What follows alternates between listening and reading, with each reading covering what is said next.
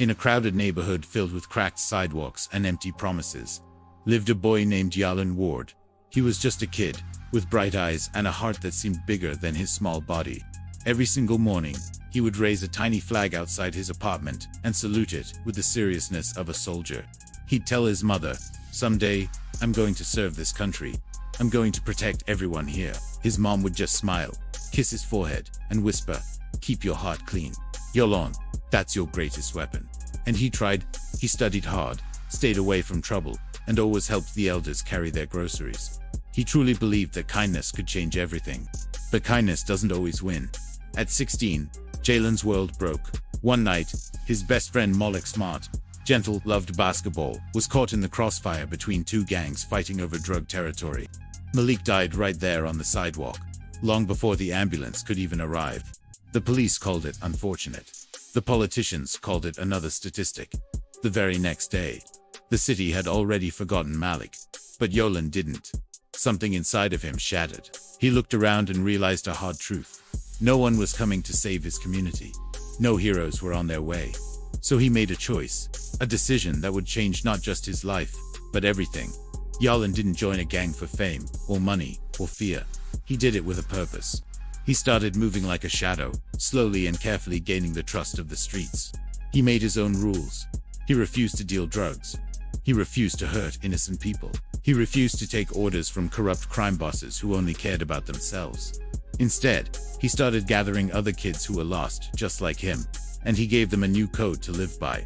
The rules were simple: no drugs, no violence against civilians, no extortion, protect the neighborhood, shield the young, and fight only those who poison the community. Word started to spread. A new force was rising on the streets. Not a gangster, not a hero, something in between. They started calling him Ghost, because he moved silently, hit fast, and disappeared before anyone even realized he was there. But with every good deed, with every life he tried to save, he was stepping deeper and deeper into the very underworld he once hated. The real war began when Yalan was in his mid. A ruthless drug lord named Vic Salerno started pushing poisonous pills into the local schools, targeting kids.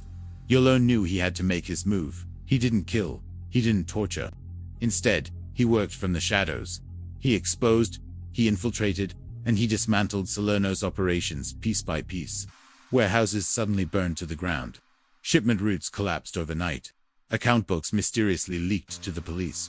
Drug pipelines that had been running for years vanished without a trace. The media had no idea who was doing it. The police were clueless. The politicians didn't seem to care as long as the problem went away.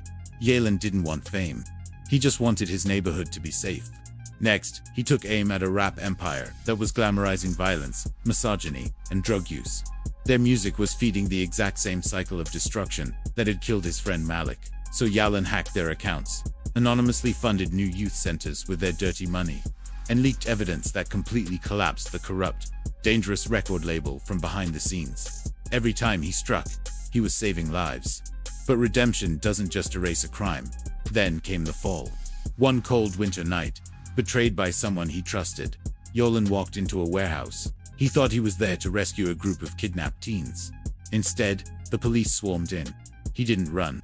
He didn't fight. He simply raised his hands and said, "Take me, but protect them." To the world, he was now a criminal mastermind. To the government, he was a threat.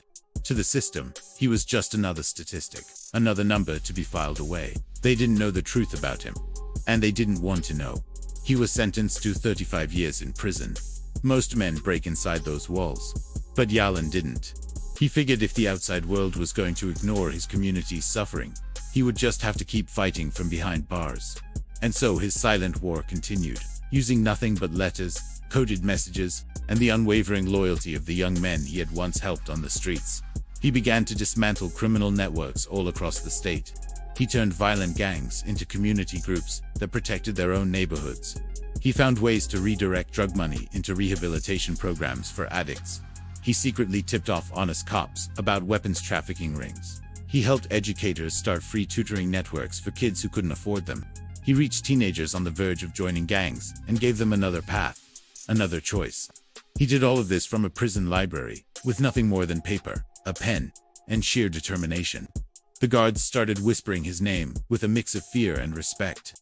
The other inmates started calling him the warden of the people. Officials tried to cut off his communication, to isolate him completely. But every time they blocked one route, he found a way to build another. You can cage a man's body, but you can't cage his purpose. By his early 40s, Yolan had become something the world didn't know how to categorize. He was a prisoner, a strategist, a vigilante, a guardian. From his cell, he destroyed drug operations without ever touching a weapon. He dismantled mafia connections simply by exposing corruption. He funded youth centers using money he redirected from criminals. He derailed violent rap movements that targeted vulnerable young people. And he never once asked for recognition. He never wanted his name known. He just wanted his community to be safe. Today, in a small prison cell, with a bed thinner than hope and walls colder than regret, Yolan Ward sits every night and writes letters. Letters that save lives. Letters that shift the power on the streets. Letters that build futures for kids he will never meet. His story is whispered in the corners of the city, told with quiet respect.